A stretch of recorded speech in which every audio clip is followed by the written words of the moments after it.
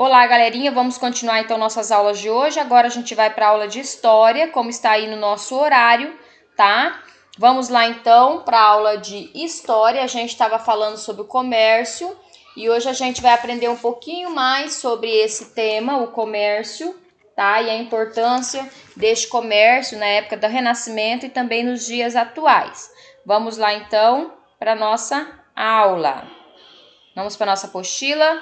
Está aí, página 98, tá? Da nossa apostila de história.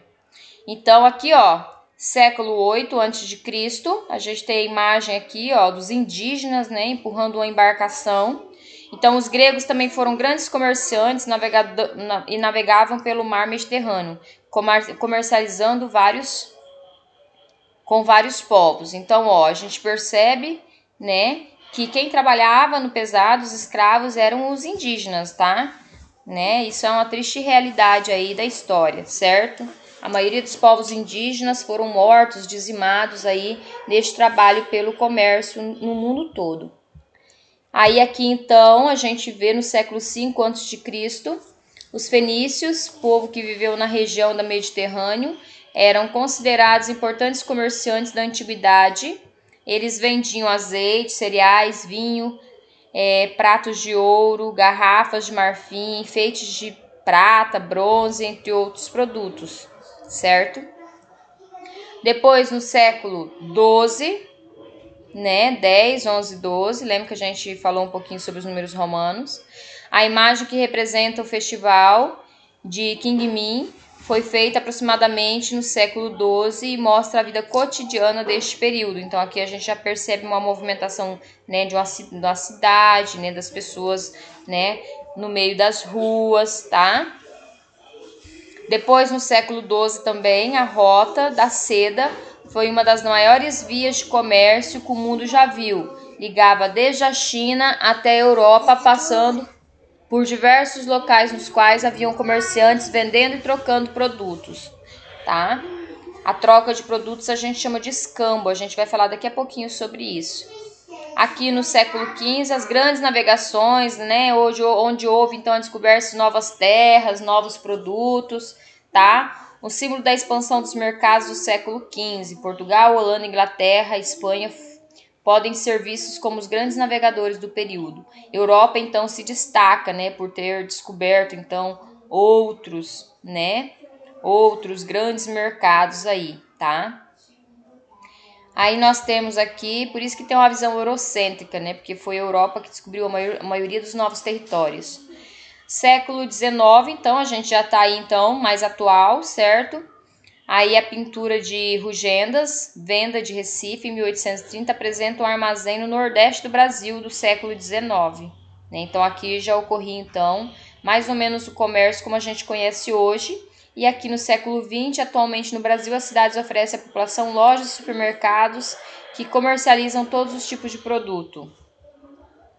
Aí aqui já é na nossa realidade.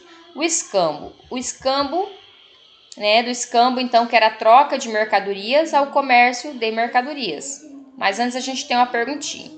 Em sua opinião, o comércio de produtos sempre existiu? Converse com seus colegas as suas ideias. Sim, ele sempre existiu, claro que de forma diferente do que a gente vê hoje, né? Então existiu a troca de mercadorias, que também era um tipo de comércio, e depois então surgiu a moeda, né? E aí, a partir do surgimento da moeda, que o comércio começou a ser parecido com o comércio que a gente tem hoje, então, nos dias atuais. Então, vamos à leitura. Antigamente, muito antes do início da comercialização das mercadorias, as pessoas não usavam o dinheiro para obter os produtos de que necessitavam. Quando seres humanos moravam em cavernas, eles usavam peles de animais para se proteger do tempo. A quantidade de se proteger e se alimentavam daquilo que caçavam e pescavam.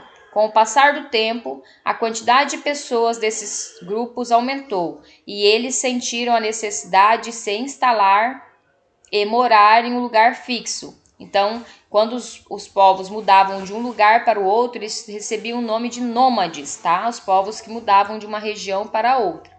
Depois, eles sentiram a necessidade, então, de morar num lugar só. Assim começaram-se as pequenas comunidades, que além de caçar e de pescar, começaram a se dedicar à agricultura, produzir ferramentas, armas e utensílios, objetos de barro para cozinhar, construir suas casas, entre outras atividades. Então, como eles fixaram-se em lugar, residências fixas, né?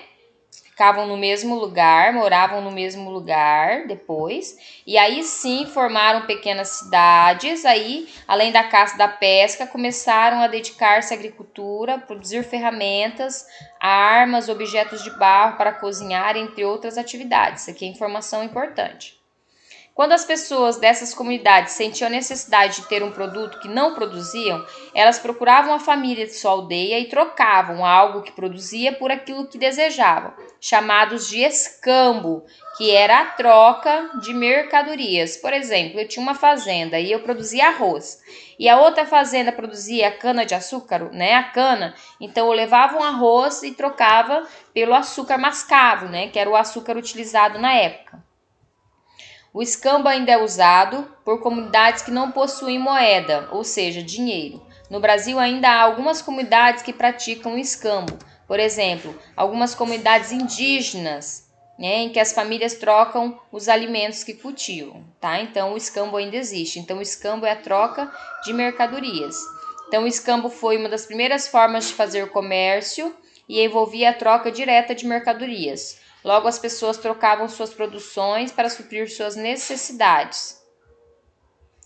Atualmente, chamamos de permuta as trocas de produtos, mercadorias ou serviços. Muitas empresas praticam permuta, por exemplo, uma escola pode permutar o serviço de um eletricista para tarefas de manutenção elétrica da escola, dando como contrapartida uma bolsa de estudos para o filho do eletricista, né? Embora ainda existam pessoas que realizam permuta, atualmente compramos a maior parte daquilo que consumimos. Chamamos de preço o valor pago pelas mercadorias. O preço de cada produto, o preço de cada produto, o preço de cada produto varia por causa de vários fatores. Por exemplo, a disponibilidade na natureza, ou seja, a facilidade ou a dificuldade que esse produto é encontrado na natureza, tá? A facilidade de produzir, entre outros. Aí nós temos aí, vamos explicar aqui então. Por exemplo, ali a Escola Alegria de Aprender, certo? Então nós temos ali a eletricidade da escola, certo? Então, a escola vai pegar um pai de aluno que é eletricista e vai propor para ele, olha, você faz a manutenção da escola e aí eu, né, em troca disso a gente dá a bolsa pro seu filho, né, e daí a gente desconta nos seus serviços. Isso é permuta, tá? É uma troca de favores, né? Seria troca de mercadorias, tá? Em acordos feitos por comércios, tá? Por empresas, certo? E aí o preço do produto ele vai variar da dificuldade de encontrar esse produto. Aqui a gente tem um exemplo, ó. Tem uma pessoa aqui, um garimpeiro, né, procurando aqui minérios, ouro, prata, bronze, diamante, e outro, um agricultor que planta frutas, né, maçãs, certo? A pergunta aqui é assim: o que você acha, né? O que você considera que seja mais caro, o ouro ou a maçã? Aí você vai colocar aqui. Por que você chegou a essa conclusão? Por que você acha isso? Certo? Então você vai colocar a sua resposta aqui. Conversa com o papai e a mamãe em casa, né? E faz a sua resposta. As feiras na Europa, no período do Renascimento, eram muito importantes. Nelas a população podia encontrar uma variedade de produtos que supria as suas necessidades, às vezes os seus desejos. Elas aconteciam 2 vezes no ano e duravam 15 a 60 dias. Existia uma variedade muito grande de produtos: madeira, tecido, lã, objetos de barro, bronze, prata, ouro, especiarias, alimentos de diferentes tipos, entre outros. As feiras existem até hoje, mas será que elas ainda oferecem os mesmos produtos que no período renascentista? A gente sabe que mudou os produtos, né? Hoje as feiras oferecem mais produtos naturais, né?